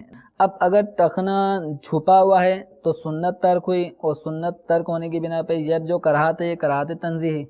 اب دو کراہتیں ایک نمازی کے سامنے ہیں. شلوار اتنی لمبی ہے کہ اوپر کرنے کے باوجود بھی ٹخنا شلوار ہے یا پینٹ ہے لیکن وہ ٹخنے چھپ رہے ہیں. ٹھیک ہے. تو اب اس کے سامنے ٹخنے کا چھپنا مکروہ تنزیہی. ٹھیک ہے. ٹخنے ظاہر کرنے کے لیے کپڑے کو فولڈ کرنا مکروہ تحریمی. ٹھیک ہے. اب ایک آدمی دو کراہتوں میں سے ایک میں پھنسے گا, مبتلا ہوگا, تو ایسی صورت میں کم کراہت کو اختیار کریں کہ ٹخنے کو شلوار یا پائچہ نیچے ہی کر لے, مکروہ تحریمی والی کراہت کا ارتکاب کے بجائے مکروہ تنزیہی کے ارتکاب کر لے. لیکن اس کا یہ مطلب اب نہیں ہونا چاہیے کہ اب کوئی سی بھی نماز ہم پڑھیں, اب روٹین یہ بنا لیں کہ اب اپنے ٹخنے نیچے ہی. ہاں مطلب ایسا سلوانا شروع کر دیں, کپڑے ایسے لیں جو ٹخنے ظاہر کریں, نہ کہ اس کو فولڈ کر کے کریں. سوال بڑا اچھا تھا اور یہ آج رہنمائی مل گئی کہ شلوار کے یا پینٹ کے جو نیچے پانچے اس کو فولڈ کرنا یا اوپر کی طرف سے اس کو موڑنا یہ مکروہ تحریمی ہے اور اس سے بچنا ہے. لیکن اب یہ اس طرف بھی اب توجہ ہمیں دینی چاہیے کہ بعض نمازیوں کی اب یہ روٹین بن گئی کہ مکروہ تحریمی سے بچ رہا ہوں, تنزیہی. اب تنزیہی کا ارتکاب کون سا اچھی بات ہے, ایک ترک سنت ہے. تو نمازیوں کو چاہیے کہ بائی چانس کبھی ایسا ہو جائے تو وہ کراہت تحریمی کے بجائے تنزیہی کا ارتکاب کرے, اس کی روٹین نہ بنائے, اپنی شلوار کو ٹخنوں سے اوپر ہی سلوائیں. ٹھیک ہے, امید ہے کلیئر ہو گیا ہوگا. ذیشان بھائی تھے حضور, فرض نماز کے جو میں سوال ان کا سمجھ سکا ہوں, اندر کیا پڑھنا چاہیے رکوع میں, اس طرح کا سوال تھا. رکوع میں 3 مرتبہ یا 5 مرتبہ یا 7 مرتبہ سبحان ربی العظیم پڑھنا چاہیے. اور اگر کسی سے غا ادا نہ ہو, عظیم ادا نہیں ہو رہا, وہ عظیم پڑھ جاتا ہے, تو اس کو چاہیے کہ سبحان ربی الکریم پڑھے. ماشاءاللہ, یہ اجازت ہے, یہ اس کو اجازت ہے. ٹھیک ہے. ابراہیم بھائی تھے باب المدینہ سے, پاؤں میں کوئی چیز لگ جائے یا عمر بڑی ہو تو لوگ بیٹھ کے نماز پڑھتے ہیں, کرسی پر پڑھتے ہیں, تو اب وہاں تو تکبیر تحریمہ بھی اور قیام دونوں بیٹھ کے ہو رہا ہوتا ہے, تو یہ جائز ہے؟ کرسی پہ نماز پڑھنے کے کچھ بنیادی شرائط. ٹھیک ہے. اب یہ کرسی ہی نہیں, بس یہ کہ قیام کے بجائے کوئی بیٹھ کے نماز پڑھے, ٹھیک ہے, ان کے لیے بھی ہے. لیکن آج کل ہمارے یہاں پہ کرسی کا رواج اب بڑھتا چلا جا رہا ہے. پہلے تو مسجد میں اتنی کرسیاں نظر نہیں آتی تھی, لیکن اب تو باقاعدہ لائن لگی ہوئی ہوتی ہے اسی مسجد میں. جب تک کرسیاں نہیں تھی تو بیٹھنے والے اتنے نہیں تھے, اور جب کرسیاں آ گئی تو کرسی میں خالی کوئی نہیں رہتی ہے. تو اب کچھ سمجھا بھی دیں کہ کہاں جا کر اجازت ہے کرسی پہ بیٹھ کر نماز پڑھنے کی. اب دیکھیں, اس میں یہ اپنے اصول کچھ ذہن میں بٹھانے پڑیں گے کرسی پر نماز پڑھنے والے افراد کو. ٹھیک ہے. سب سے پہلی بات یہ ہے کہ یہ قیام پر قادر نہیں ہے. ٹھیک ہے, یعنی اس سے کیا مراد ہے؟ قیام کا مطلب کھڑا نہیں ہو سکتا. کھڑا نہ ہونے کا مطلب یہ کہ یہ سر چکرا رہا ہے اس کا. ٹھیک ہے. یا دیوار کی سائڈ یہ ٹیک لگا لے, وہ کھڑا ہو سکتا ہے, یا کسی پلر کھڑا ہونا پڑے گا. یا اس کا کوئی نوکر ہے, خادم ہے, وہ پیچھے کھڑا ہو جائے, اس پہ تکیہ لگا لے, ٹیک لگا لے. اگر یوں بھی قیام کر سکتا ہے تو بھی کرنا ہوگا. اور اگر کوئی قیام پر زیادہ دیر تک قدرت نہیں رکھتا, ٹھیک ہے, تھوڑی دیر تک قدرت رکھتا ہے, مثلا سورہ فاتحہ کھڑے ہو کے پڑھ سکتا ہے, آگے پڑھنے کی ہمت نہیں ہوگی, تو جتنی ہمت ہے اتنا کھڑا ہونا ہوگا. بلکہ فقہاء کرام تو یہاں تک فرماتے ہیں کہ اگر کوئی اللہ اکبر کھڑے ہو کے کہہ سکتا ہے, اس کے بعد بھی ہمت نہیں رہتی, صحیح ہے, تو کھڑے ہو کے تکبیر تحریمہ کہنی ہوگی. پھر بیٹھے, پھر اب ہمت نہ رہے تو اب بیٹھ جائے. یعنی کتنی زیادہ تاکید ہے, ایسا لگتا ہے کہ قیام میں کسی صورت بھی جتنی دیر کر سکتا ہے وہ کرے. جی, اب یہ تو تھا قیام پہ قدرت ہونے نہ ہونے کے حوالے سے. اگر کوئی قادر ہے تو اس کو قیام کرنا ہوگا, اور بلا عذر اب اگر کوئی قیام چھوڑ دیتا ہے, ادھر ادھر گھومتا پھرتا رہتا ہے, نماز کا معاملہ آتا ہے تو کرسی پہ بیٹھ جاتا ہے, تو اس کا مطلب یہ چلتا پھرتا گھومتا پھرتا رہتا ہے, نماز کے بعد بھی اپنے دوستوں کے ساتھ کھڑا رہتا ہے, نماز کے لیے بیٹھ جاتا ہے. یہ کرسی والے باقی نماز کے بعد سارے کھڑے ہو کے مل رہے ہوتے ہیں, جا رہے ہوتے ہیں, عموماً ان میں سارے نہیں ہوں گے لیکن کچھ ایسے ضرور نظر آتے ہیں. تو اب جب سب کام کھڑے ہو کے ہو سکتے ہیں تو نماز بیٹھ کے پڑھیں گے, تو اس کا مطلب یہ ہے کہ اب یہ جان بوجھ کے فرض چھوڑ رہے ہیں. ٹھیک ہے. اچھا, دوسرا اصول اپنے ذہن میں رکھیں کہ جو سجدے پر قادر نہیں ہو, گھٹنوں میں پرابلم وغیرہ, گھٹنوں میں درد ہونے کی وجہ سے, یا بعض اوقات ایسا زخم بیٹھنے میں کسی پاؤں میں ایسی جگہ زخم ہو جاتا ہے کہ سجدہ بندہ نہیں کر پاتا, یا جسم دبنے کی وجہ سے وہ زخم سے پیپ مواد نکلنے کی وجہ سے وضو ٹوٹ جائے گا. تو اگر زخم بہنے کا خطرہ ہو, یا اس کے پاؤں میں ایسی ناقابل برداشت تکلیف ہو کہ وہ برداشت نہیں کر پائے گا, یا ایسا ہے کہ سجدہ کرنے کی وجہ سے اس کو جو مرض لاحق ہے وہ بڑھ جائے گا, تو ان صورتوں میں اس کے اوپر سجدہ کرنا لازم نہیں ہوگا. لیکن اس کے اندر بھی یہ ہے کہ سجدہ زمین پر پیشانی جمانے کا نام. پھر مزید فقہاء کرام نے یہ بھی ہمیں بتایا ہے کہ اگر ایک بالش اونچی بھی اگر کوئی چیز رکھ دی جائے زمین پر اور وہ نمازی اس پہ سجدہ کر سکتا ہے, مثلا کوئی بینچ رکھ دی جائے جو ایک بالش تک اونچی ہو, زیادہ سے زیادہ, بلکہ اس سے کم کوشش کریں کم ہو, تو اگر اس پہ سجدہ کر سکتا ہے یا زمین پہ سجدہ کر سکتا ہے تو اس کو سجدہ ہی کرنا ہوگا, سجدے کا اشارہ نہیں چلے گا. اگر کوئی ایسا ہے کہ سجدہ زمین پہ بھی نہیں کر سکتا, یا ایک بالش اونچی رکھی ہوئی چیز پر بھی سجدہ نہیں کر سکتا. جیسے کہ بعض اوقات خواتین میں ایسے ان کے پیریڈ آتے ہیں کہ جس کی وجہ سے یہ زمین پہ سجدہ نہیں کر پاتی اور کوئی چیز رکھ دی جائے اس پہ بھی سجدہ بعضوں کے لیے دشوار ہو جاتا ہے. تو ان صورتوں میں اب ان پہ سجدہ حقیقی لازم نہیں رہتا. سجدہ حقیقی کا مطلب زمین پہ پیشانی جمانا یا زمین پہ بالش بھر اونچی رکھی ہوئی چیز پہ پیشانی جمانا, اب ان پہ وہ لازم نہیں ہے. اب ان کے لیے حکم ہوتا ہے سجدہ حکمی. سجدہ حکمی کا مطلب اشارہ, وہ سجدے کا اشارہ کریں, ان پہ یہ لازم ہے. اب جو کرسی پہ بیٹھ کے نماز پڑھنے والے افراد ہیں یہ غور کریں کہ کیا یہ سجدہ کر سکتے ہیں یا نہیں. اگر قیام پہ قدرت ہے تو سجدے پہ اگر کسی کو قدرت نہیں ہے تو اس سے قیام کا فرض بھی ساقط ہو جاتا ہے, پھر وہ کرسی پہ بیٹھ سکتے. اب وہ کرسی پہ بیٹھے یا زمین پہ بیٹھے. تو اب یہ کرسی پہ بیٹھنے والے جتنے بھی افراد ہیں یا بینچ پہ بیٹھنے والے افراد جتنے بھی ہیں یہ غور کریں کہ کیا یہ سجدہ کر سکتے ہیں. کر سکتے ہیں تو قیام اگر کر سکتے ہیں تو کرنا ہوگا. ٹھیک ہے, صحیح ہے. اگر سجدہ نہیں کر سکتے تو قیام اگرچہ کر سکتے ہوں تو اب لازم نہیں رہے گا. ٹھیک ہے, تو یہ ان کو غور کرنا ہوگا. اب ایک مسجد وہاں پہ ایک تعداد میں دیکھتا ہوں کہ 40 50 کرسیاں رکھی ہوئی ہیں. جی جی جی, باقاعدہ ایک صاحب تو کرسیاں بڑے اہتمام کے ساتھ جماتے ہیں. جی جی, نہیں کرسیاں ڈونیٹ کرنے والے بڑھ گئے ہیں. لوگ سمجھتے ہیں بھائی چلو کرسیاں دیں گے مسجد کے لیے, مسجد کے لیے باقاعدہ ڈونیشن میں کرسیاں آنے لگی ہیں. تو کہیں ایسا نہ ہو کہ ہم اپنی طبیعت سے فیصلے کرنے لگے کہ آج تھکا ہوا ہوں, بڑا کام کیا, چلو آج کرسی لگی ہوئی ہے تو کرسی پہ نماز پڑھ لوں, کل کھڑے ہو کے پڑھ لوں گا. ہم نے احکام سنے اور مزید اس کو آپ کو تھوڑا توجہ کرنی ہوگی اور اپنی کیفیت کو خود ڈیسائیڈ نہ کریں. بہتر یہ کسی دارالفتہ میں چلے جائیں, رابطہ کر کے اپنی پوری پرابلم بتائیں اور پھر فیصلہ کریں تاکہ آپ کی نماز درست ہو جائے. مسجد کو بھی گئے, نماز بھی پڑھی اور پھر بھی نماز نہ ہوئی تو اتنی محنت کہیں ضائع نہ ہو جائے. تو امید ہے کہ اس پر ضرور توجہ دیں گے. کرسی پہ جھگڑے جو ہو ہی رہے ہیں. اچھا, کرسی, اس کرسی پہ بھی ہوتے ہیں؟ اس کرسی پہ بھی جھگڑے. اچھا, یہ میری کرسی تھی, یہ مجھے اب ایک نمازی ایک مسجد کے اندر اس طرح کا اتفاق بھی ہوا اچھا کہ وہ آ کے پہلے بیٹھ گیا. صحیح ہے. تو اس پہ تھوڑی چک چک میں نمازیوں میں ہونے لگی ہے, میری جگہ تھی وہ جگہ تھی. اچھا, یہ دیکھنے میں آیا کہ ایک کرسی پہ نماز پڑھنے والا, کرسی ہے تو کرسی پہ نماز پڑھ رہے بیٹھ کے, کرسی گھر گئی, کوئی دوسرا آ گیا, اب وہ رکوع سجود کر رہا ہے. ٹھیک ہے, تو اس کا مطلب اس کو حاجت نہیں تھی. اب کھڑا بھی ہوتا ہے, سجدہ بھی کرتا ہے, سب کچھ. کوئی نہ آج تھکے ہوئے تو کر لیا, تو یہ والا حساب ہے. طریقہ صحیح نہیں. امید ہے کہ کئی اسلامی بھائیوں کی آج کرسی والے اسلامی بھائیوں کی رہنمائی ہوئی ہوگی.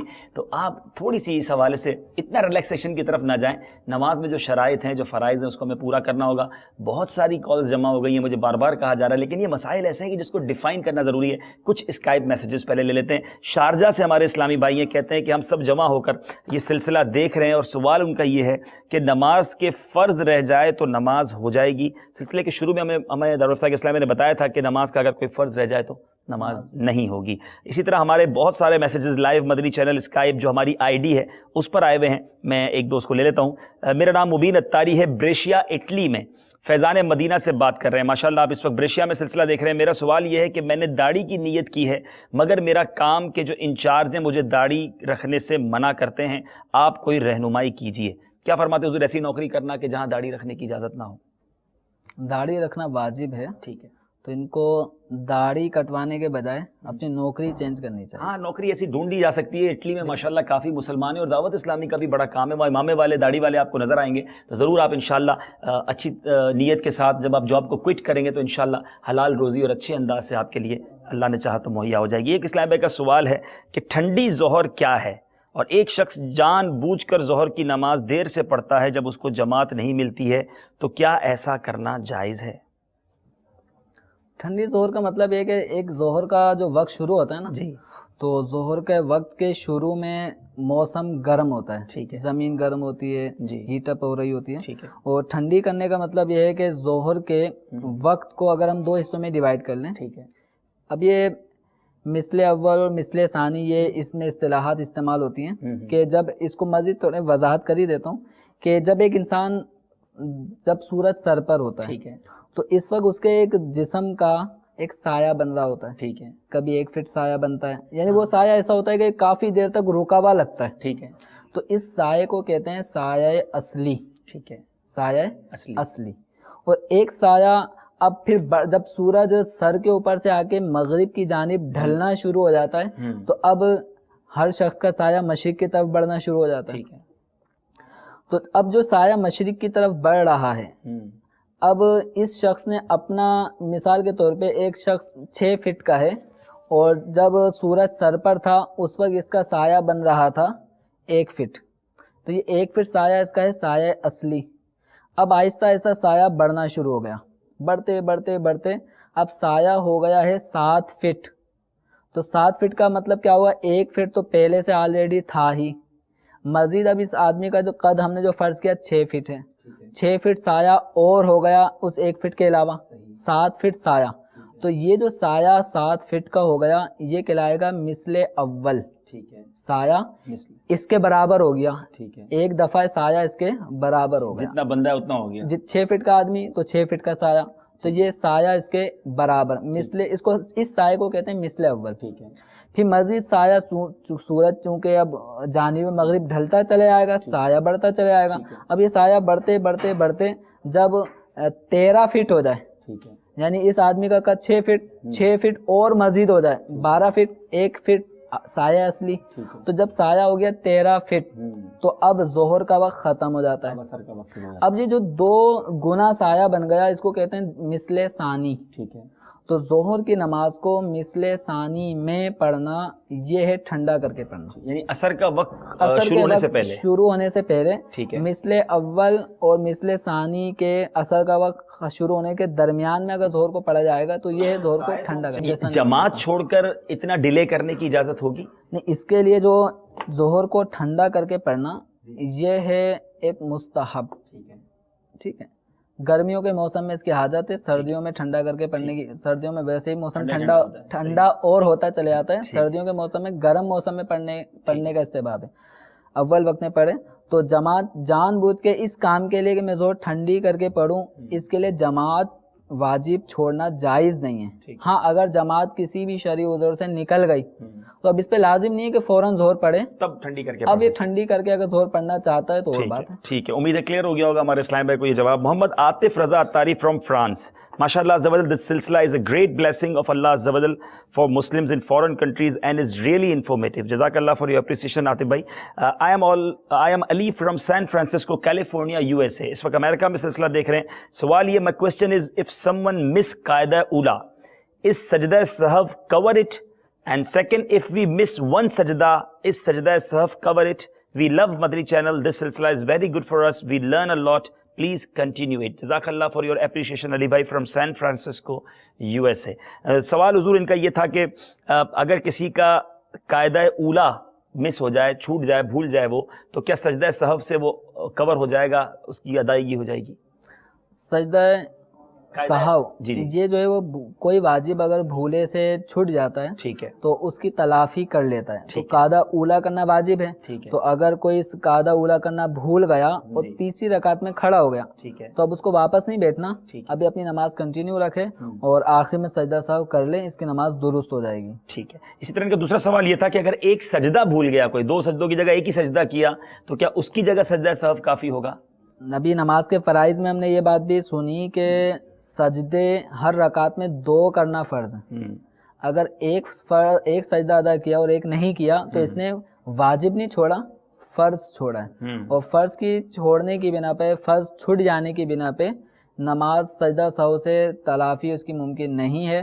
آپ کو یہ نماز, اب اس میں ایک صورت یہ ہے کہ اگر ایک رکعت کا سجدہ کسی نے بھول گیا, پہلی رکعت میں ایک سجدہ کیا ایک نہیں کیا, تو دوسری رکعت میں 3 کر لے. 3 کر سکتا ہے, گنتی پوری کر لے. ہاں, تیسری رکعت میں 3 کر لے. ٹھیک ہے, یعنی 4 رکعتوں والی نماز میں 8 سجدے ہونے. ٹھیک ہے, تو اگر یہ ایک رکعت میں ایک سجدہ کیا تھا تو اس کی کمی یہ کسی دوسری, تیسری, چوتھی رکعت تک کر سکتا ہے. حتیٰ کہ اگر اس کو سلام پھیرنے کے وقت یاد آئے کہ میں نے تو ایک سجدہ کیا تھا, ٹھیک ہے, تو اس کو حکم یہ کہ فوراً ایک سجدہ کر لے, سجدہ نماز والا کر لے, سجدہ سہو والا نہ کرے. نہیں, ٹھیک ہے, سجدہ سہو تو بھی بعد میں کرنا ہے, سلام پھیر کے کرنا ہے, تو اس لیے وہ کور نہیں کرے گا اس کو, کیونکہ یہ فرض ہے, اور سجدہ سہو واجب ترک ہو جائے تو اس کو کور کرنا ہے. امید ہے کافی کلیئر ہو گیا ہوگا علی بھائی from San Francisco, that if anybody missed his قاعدہ اولا, then سجدہ سہو cover it, but if anybody missed sajda because sajda is farz, then sajda sahw is not cover it. And mashallah Darul Iftar's brothers told us that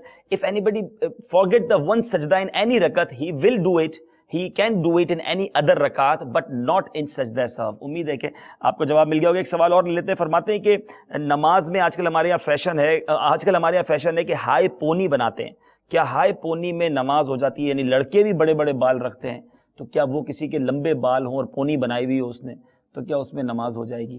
اور یہ عورتوں کے لیے اگر سوال ہے کہ اگر عورتوں نے اپنی وہ بالوں کو گوندا ہوا ہے اور پونی بنائی ہوئی ہے تو کیا ان کی بھی نماز ہو جائے گی؟ عورتوں کا اپنے بالوں کو جوڑا بنانا, عورتوں کے لیے نماز میں اگر انہوں نے چٹیا بنائی ہوئی ہے یا بالوں کو جوڑا بنا لیتی ہیں یا ہیئر بن وغیرہ لگا لیتی ہیں تو ان کے لیے کوئی کراہت نہیں ہے.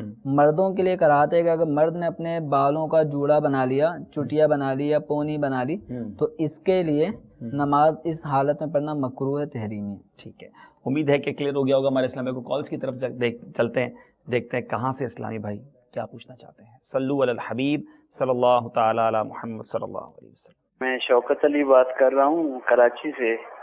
میرا یہ سوال ہے کہ جب ہم نماز کھڑی ہوتی ہے جماعت کے ساتھ تو ہم پہنچتے ہیں پہلی رکعت سجدہ ہی ہوتی ہے, تو جب ہم پہنچتے ہیں ادھر پہلی رکعت وہ پیشمام صاحب الحمد کے ساتھ سورت پڑھ کے وہ رکوع میں چلے جاتے ہیں, تو ہم جیسے آتے ہیں تو ہم بھی رکوع میں چلے جاتے ہیں.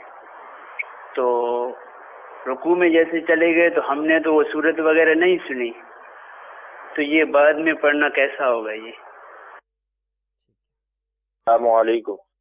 السلام ورحمۃ اللہ. حضور میرے کو ایک بات آپ سے پوچھنی تھی کہ جب ہم اشہد اللہ الہ الا اللہ محمد رسول اللہ صلی اللہ علیہ وسلم پڑھتے ہیں تو اس میں ہم انگلی سیدھی کرتے ہیں, یہ سنت صحابہ ہے یا سنت نبی ہے؟ اور پینٹ شرٹ ہم پہن کے نماز پڑھتے ہیں تو اس میں پائنچے فولڈ کر کے پڑھیں یا پائنچے کھول کے پڑھیں, یہ کیا ہے, اس کا حکم کیا ہے, ذرا ارشاد فرمائیے گا. السلام علیکم ورحمۃ اللہ وبرکاتہ. وعلیکم السلام ورحمۃ اللہ وبرکاتہ. جناب اعلیٰ, گزارش یہ تھی کہ جو ہم نماز پڑھتے ہیں اس نماز کے اندر اگر کوئی ہم سے واجب چھوٹ جاتا ہے تو ہم پر سجدہ سہو جو ہے وہ واجب ہوتا ہے. تو اگر وہ سجدہ سہو اتحیات کے بعد بھی اگر آدمی کرنا بھول جائے اور نماز کے آخر میں یاد آئے تو کیا دوبارہ وہ سجدہ سہو کرے یا نماز کو کس طرح پڑھے؟ میرا نام محمد احسن اتاری اور میرا سوال یہ ہے کہ ناک کی ہڈی کون سی لگے گی, انگلی رکھ کے بتا دیں. جزاک اللہ. السلام علیکم. میں لانڈی سے بات کر رہا ہوں, میرا نام محمد خالد ہے. میں یہ پوچھنا چاہ رہا ہوں کہ ایک تو اس میں رہنمائی فرما دیں کہ یہ جو اتحیات کی حالت میں بیٹھتے جب اتحیات پڑھتے ہیں اور اشہد ان لا الہ الا اللہ پر جو انگلی اٹھاتے ہیں تو بہت سے لوگ ہاتھ کھول دیتے ہیں اور بہت سے لوگ جو ہے وہ ہاتھ کو بند رکھتے ہیں, مٹھی کو بند رکھتے ہیں. دوسری چیز یہ ہے کہ سجدے میں بیٹھنے والے جس طرح ابھی بتایا تھا پاؤں کو کھڑا رکھنا ہے, سیدھے پاؤں کو, تو بہت سے لوگ جو ہیں وہ پاؤں کے اوپر پاؤں رکھ کے بیٹھ جاتے ہیں, اس میں ذرا رہنمائی فرما دیجیے. السلام علیکم. وعلیکم السلام ورحمۃ اللہ وبرکاتہ. جی میں قائدآباد سے بات کر رہا ہوں, سید منیر علی. میرا سوال یہ تھا کہ جب وہ قاعدے میں بیٹھتے ہیں اتحیات جو پڑھتے ہیں تو اس پر جو انگلی اٹھائی جاتی ہے تو اس میں وہ انگلیاں جو ہیں وہ مطلب اٹھانے کے بعد پوری انگلیاں کھول دینی چاہیے یا بند کر کے ایک انگلی جو ہے وہ, یہ تھوڑا سا مسئلہ یہ اگر بتا دیں. بہت شکریہ آپ سب کا, آپ نے کالز کی. مرحبا کہتے ہیں اپنے سلسلے میں. ایک اسلام پہ حضور تھے شوکت علی بھائی کراچی سے. امام صاحب رکوع میں چلے گئے, ہم جا کے رکوع میں شامل ہوئے تو ہم نے تو تلاوت نہیں سنی یا کی, تو اب بعد میں اس کو کیا کریں گے یا رکعت وہ ہو جائے گی؟ دیکھیں اس میں یہ ہے کہ جب ہم امام کے پیچھے نماز پڑھ رہے ہوتے ہیں تو حدیث مبارکہ میں یہ ہے وَإِذَا قَرَأَ فَانصِتُوا, جب امام قرات کرے تو تم چپ رہو. تو قرات کا جو فرض ہے یہ مقتدیوں کے لیے اب لازم نہیں رہتا, یہ فرض امام ادا کر رہا ہوتا ہے. اور ایک حدیث مبارکہ میں ہے کہ من کان لہو امام فقراءۃ الامام لہو قراءۃ, کہ جو امام کے پیچھے نماز پڑھ رہا ہو تو امام کی قرات اس کی قرات ہے. تو ان حدیث مبارکہ کا خلاصہ یہ نکلا کہ ایک شخص اب مقتدی ہونے کی حیثیت سے امام کے پیچھے نماز پڑھ رہا ہوتا ہے تو امام نے قرات کر لی تو اس کی وہ قرات گویا امام ادا کر چکا ہے, اب اس کو نئے سرے سے قرات نہیں کرنی.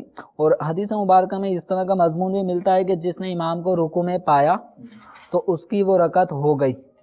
جب وہ رکعت ہو گئی تو اس کا مطلب یہ ہے کہ اب اس کو نئے سرے سے قرات کرنے کا حکم نہیں ہے. ٹھیک ہے, رکعت اس کی ہو اس گئی, کی تو رکعت ہو گئی, امید ہے کہ نماز ہو گئی. کلیریفیکیشن ہو گئی ہوگی. حضرت اتحیات میں انگلی کیسے اٹھانی ہے, یہ 2-3 اسلام نے سوال کیا ہے, کیا فرماتے ہیں؟ اتحیات میں جب ہم اشہد اللہ الہ الا اللہ یہ پڑھیں گے تو اس دوران ہم نے انگلی اٹھانی ہے. ٹھیک ہے, اشہد جب ہم کہیں گے تو اس وقت ہلکا بنانے کا طریقہ یہ ہے کہ یہ چھنگلیاں اور اس کے برابر والی انگلی یہ ہم اپنی ہتھیلی میں ملا لیں گے. ٹھیک ہے, انگوٹھا اور یہ بیچ کی انگلی یہ ہم یوں ملا لیں گے. اب جیسے ہی وہ مقام آئے گا اشہد اللہ, لا کا لفظ جیسے ہی ہم ادا کریں گے ٹھیک ہے, تو اسی وقت ہم نے انگلی اٹھانی ہے. ٹھیک ہے, لا الہ الا, جیسے ہی اللہ شروع کریں گے اب اپنی انگلی گرانی ہے, اور انگلیاں گرانے کے بعد حکم یہ ہے کہ انگلیاں سیدھی کر لیں. اب ہلکا نہیں رکھیں گے ہم. اب اس طرح بعض حضرات ایسے کرتے ہیں نمازی, دیکھا دیکھی ایک دوسرے کی نقل شروع کر دی, تو کہ وہ تحیات پڑھنے کے بعد انگلی گرانے کے بعد اس طرح پوری ختم نماز تک اس طرح رکھتے ہیں. ٹھیک ہے, تو یہ طریقہ درست نہیں ہے. ہمارے کتابوں میں فقہاء کرام نے لکھا ہے, حاشیۃ الطحطاوی علی المراقی, اس کے اندر یہ لکھا ہے کہ لا یعقد قبلہ ولا بعدہ, ٹھیک ہے, کہ تشہد سے پہلے بھی اپنا حلقہ نہ بنائے رکھے اور تشہد پڑھنے کے بعد بھی حلقہ بنائے نہ رکھے. صرف یہ ایک موقع ہوتا ہے کہ ہم اللہ تبارک و تعالیٰ کی وحدانیت کا بیان کر رہے ہوتے ہیں. اور کانسیپٹ کیا آپ نے جو ماشاءاللہ بہت اچھی بات آپ کرنے جا رہے ہیں کہ یہ کس لیے کیا جاتا ہے؟ دیکھیں, ہم جب کہتے ہیں نا اشہد, اس کا مطلب ہے میں گواہی دیتا ہوں. کس بات کی؟ لا الہ الا اللہ, اس بات کی گواہی دیتا ہوں کہ اللہ کوئی بھی معبود نہیں سوائے اللہ کے. ماشاءاللہ, اس کو ہم دوسرے معنوں میں یہ نارمل ترجمے میں یہ کہتے ہیں کہ اللہ کے سوا کوئی معبود نہیں. ٹھیک ہے, تو جب ہم اس کا لغوی اور لفظی ترجمے کے حساب سے دیکھیں گے تو اس کا مطلب یہ بنے گا کہ میں گواہی دیتا ہوں اس بات کی کہ کوئی بھی معبود نہیں سوائے اللہ کے. ابھی میری خود بخود یہ انگلی ایسے ہو گئی, ٹھیک ہے, بلا قصد. جی جی, تو ہوتا یہ ہے کہ جب ہم کسی چیز کی نفی کرتے ہیں نا, بھائی آپ یہ کام کر لیں, نہیں آپ نے یہ کام نہیں کرنا, ٹھیک ہے, تو یہ عام طور پہ یہ انگلی جو ہم اشارہ ہے یہ نفی کے لیے ہوتا ہے. ٹھیک ہے, تو اس مقام پر بھی یہ اشارہ رکھا گیا کہ جب تک نفی ہو رہی ہے انگلی کا اشارہ ہوگا. ٹھیک ہے, لا الہ کوئی معبود نہیں ہے, یہاں نفی کا معنی پایا جا رہا ہے. تو نفی کا معنی جس ہم زبان سے کہہ رہے ہیں, ٹھیک ہے, وہی ہمارا جسم بھی اس کا اظہار کر رہا ہے, ٹھیک ہے, کوئی معبود نہیں ہے. اب جیسے اللہ آیا مگر اللہ, ٹھیک ہے, الا اللہ مگر اللہ, تو ہماری زبان بھی کہہ رہی کہ ہاں ایک معبود ہے, بس وہی معبود ہے اور وہ ہے اللہ. تو جیسے ہماری زبان نے اللہ تعالیٰ کی معبود ہونے کا اظہار کیا تو ہماری انگلی گر گئی. ٹھیک ہے, انگلی نے بھی گویا اب نفی ختم کی, اس بات میں جھک گئی. ٹھیک ہے, تو اب انگلیاں ہم نے جب اشہد اللہ الہ الا اللہ پڑھیں گے مکمل, و اشہد ان محمد رسول اللہ, تو الا اللہ کے بعد انگلی صرف یہی نہیں گرانی, ساری انگلیوں کو سیدھا کر لینا ہے, کیونکہ اس کا مقصد کیا تھا, ہمیں ایک نفی کا اشارہ. ٹھیک ہے, وہ اشارے ختم ہو گیا, وہ اشارے کا وقت گزر گیا, اب انگلیاں واپسی اپنی نارمل حالت میں. جو یہاں بیٹھے اسلام بھائی تھوڑا پریکٹس کر لیتے ہیں, اور ہم کیمرہ مین کو کہتے ہیں کہ ان کی ذرا انگلیوں کو دکھائیں کہ جب اشہد اللہ کہا جائے گا تو لا پر انگلی اٹھانی ہے, اور الا اللہ کا الا جب شروع ہوگا تو واپس اپنی انگلیوں کو ٹھیک کر دینا ہے. تو یہ اتحیات میں جس طرح بیٹھتے ہیں تھوڑا سا پیچھے ہو کے بیٹھ جائیں, ناظرین کے لیے اچھی اچھی نیتیں بھی آپ کر لیں کہ ہمارا انداز دیکھ کر ناظرین سیکھ لیں گے انشاءاللہ. ٹھیک ہے, تو جس طرح اتحیات میں بیٹھتے ہیں اس طرح بیٹھیں, اور انشاءاللہ میں جس طرح کہتا ہوں آپ اپنی انگلیاں اٹھائیں, پریکٹس بھی ہم کر لیتے ہیں, نیت بھی کر لیتے ہیں, اور ناظرین کے لیے بھی آپ بھی گھروں میں چاہیں تو اس پریکٹس کو کر سکتے ہیں اپنے گھر میں.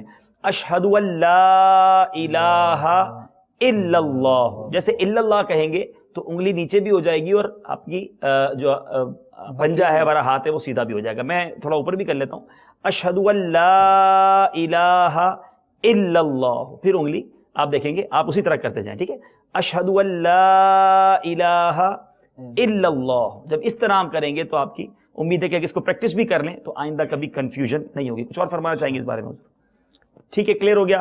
اب چلتے ہیں اگلے سوال کی طرف. نماز میں سجدہ سہو کوئی کر لے اور اس میں وہ بھول جائے تو آخر میں اگر اس کو یاد آیا, یعنی خود بھی سلام پھیر چکا ہے, تو اب سجدہ سہو کر سکتا ہے؟ یعنی کوئی واجب ان کا چھوٹ گیا, سجدہ سہو کرنا, اس وقت یاد آیا کہ سجدہ سہو کرنا ہے, جی, لیکن جب سجدہ سہو کا مقام آیا, یعنی کہ آخری رکعت میں جب یہ اتحیات پڑھ چکے, اتحیات پڑھنے کے بعد اب ان کو چاہیے تھا کہ سیدھی طرف ایک سلام پھیر کے 2 سجدے کرتے ہیں، یہ ہے سجدہ سہو کا مقام۔ ٹھیک ہے، اب یہ اتحیات کے بعد درود شریف پڑھنا شروع کر دیا، یہاں تک کہ سلام جب پھیرنے لگے یہ سمجھے کہ اب میں نارمل، ٹھیک ہے، کچھ بھی مجھ پہ لازم نہیں تھا، تو یہ سلام پھیرنے لگے، اسی وقت یاد آ گیا کہ مجھے تو سجدہ سہو کرنا تھا۔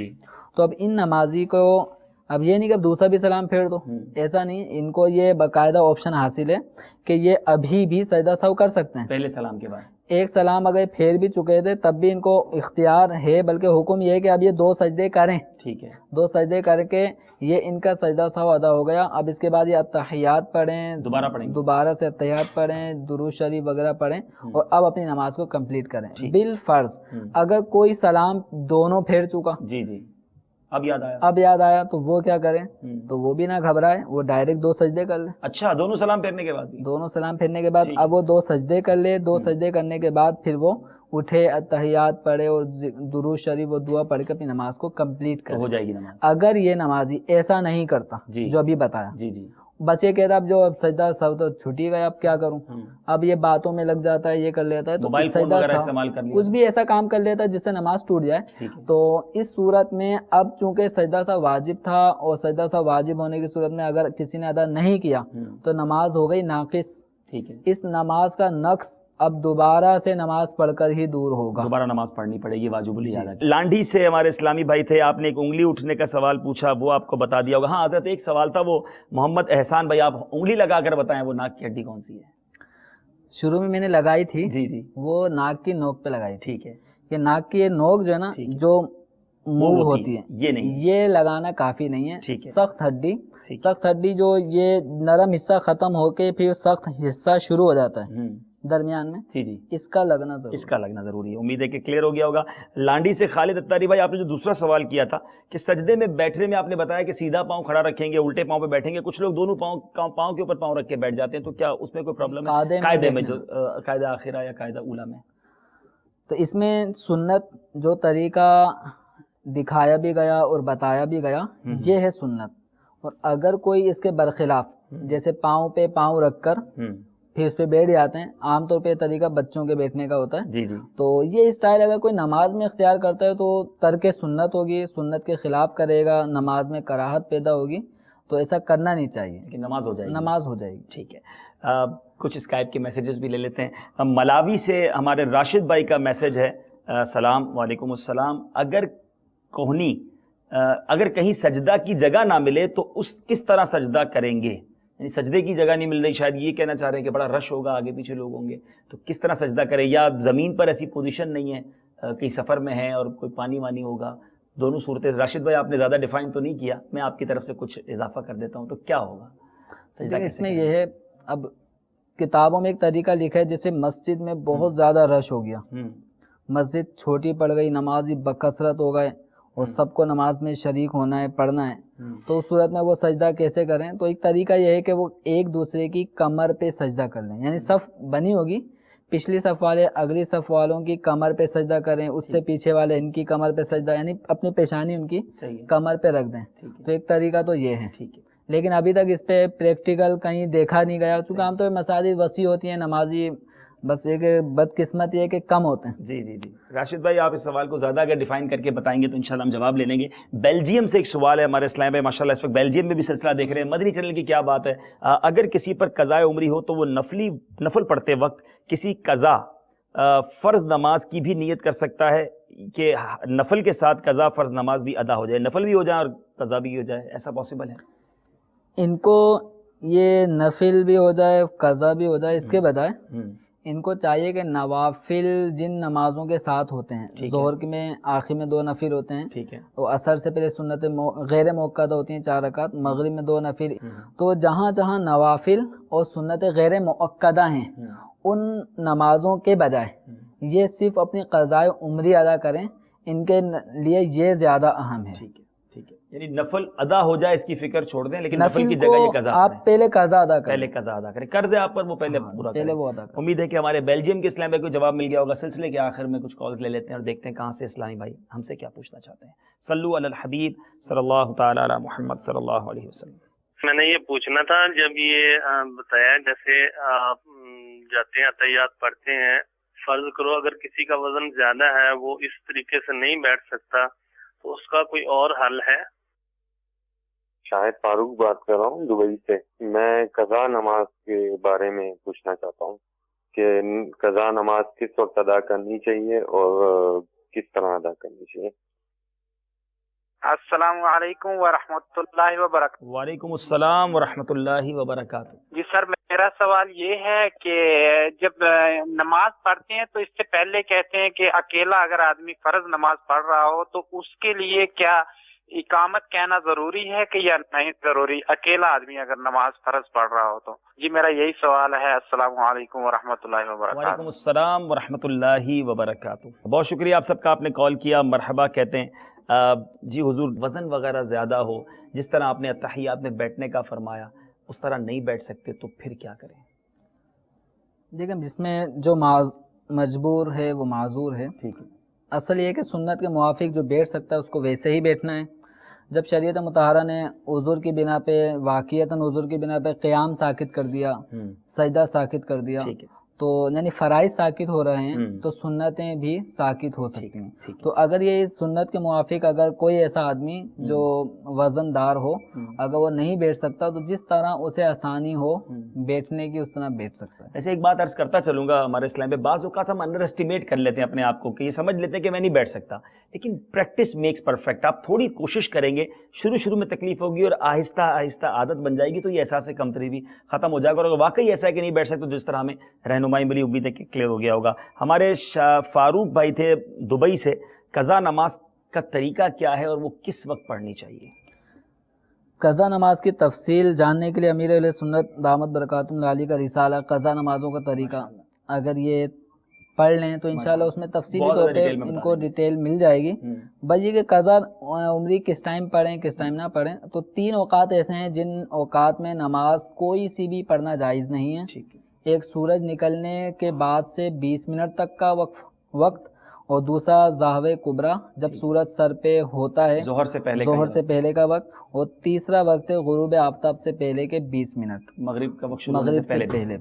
تو یہ 3 اوقات ایسے ہیں، ان اوقات میں قضاء عمری کی اجازت نہیں ہے. ٹھیک ہے.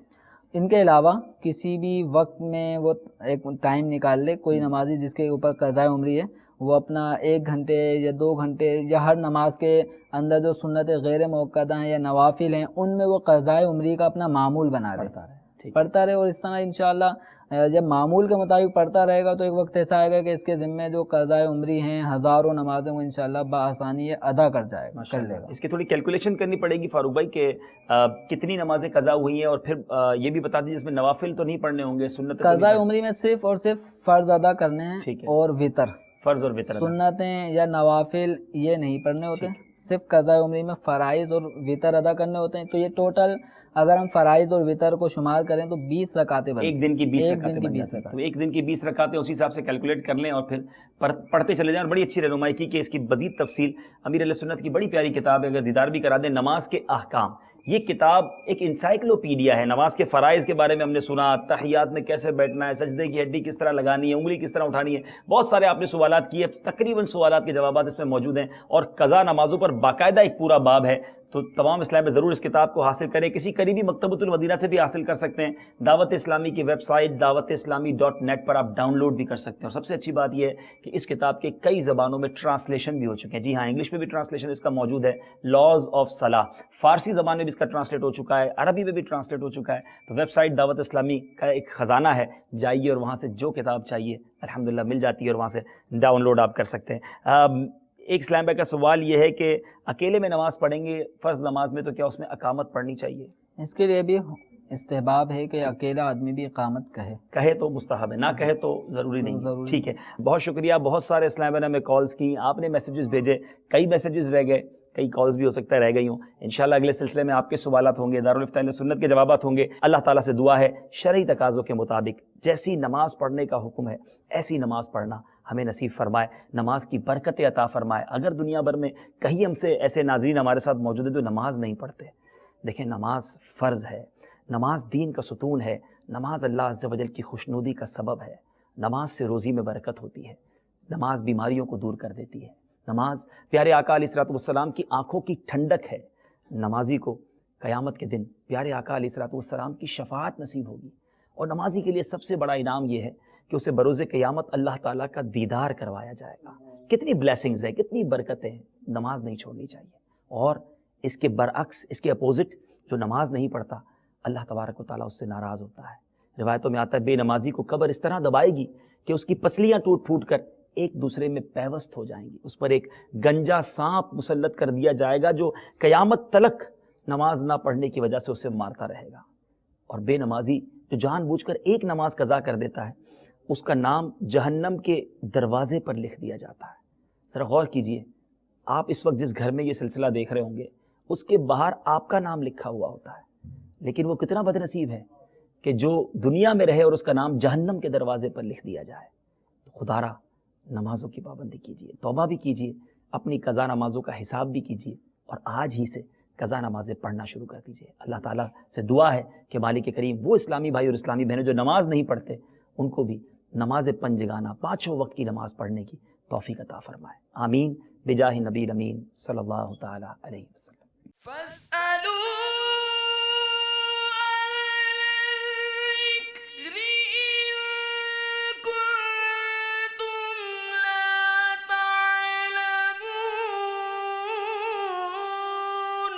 تو اے لوگو علم والوں سے پوچھو اگر تمہیں علم نہ ہو.